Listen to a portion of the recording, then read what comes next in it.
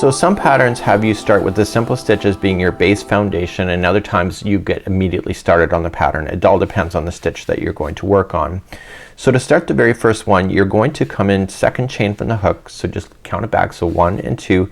Get the back bump or the hump of the chain and insert your crochet hook in and then pull through. Okay, and you're going to collect those, so leave that on the hook and you're going to go immediately to the next one. So just insert in, pull through and collect. Keep your tension nice and loose and you keep collecting them all the way. So how many loops will I have on the chain by the time I get all the way across? I chain 10, there should be 10.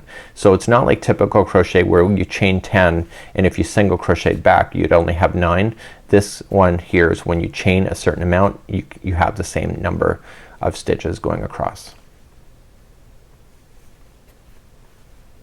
So let's verify 1, 2, 3, 4, 5, 6, 7, 8, 9 and 10. So you can see that there's 10.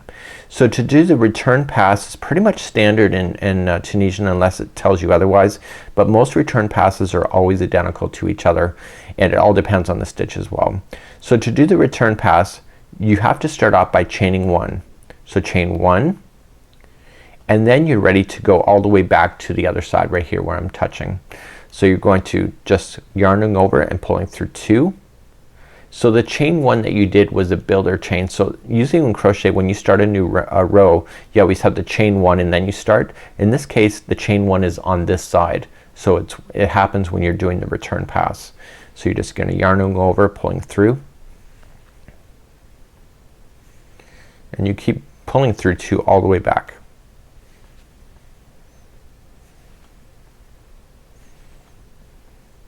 Just like that.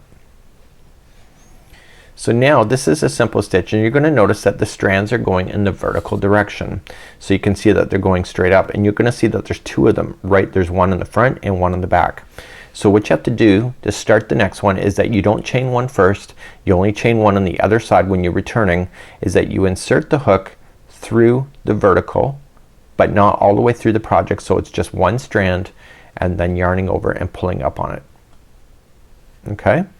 And that shifts that stitch to make the yarning over that you pulled through just now just to come in front.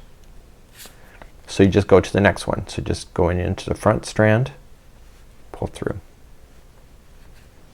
And you keep doing that all the way until you get to the other side.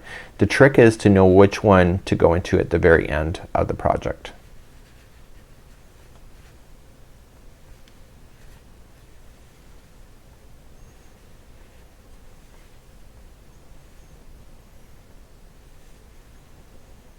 Okay, so I have one more left. You can see that I do.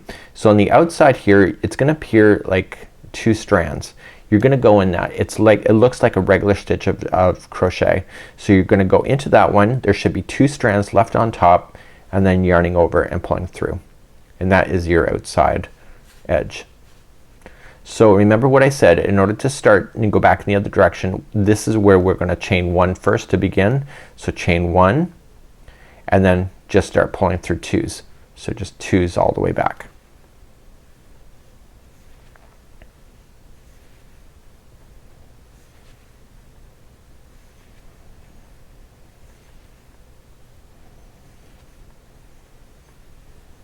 Just like that.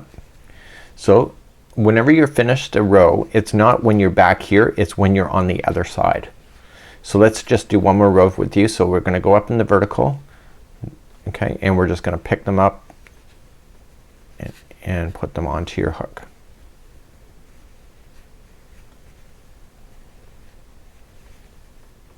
So you can see at the end of this row that the stitch work below looks finished because before you have these gaps. So it's when you're moving in this direction is when you're actually finally finishing off your project.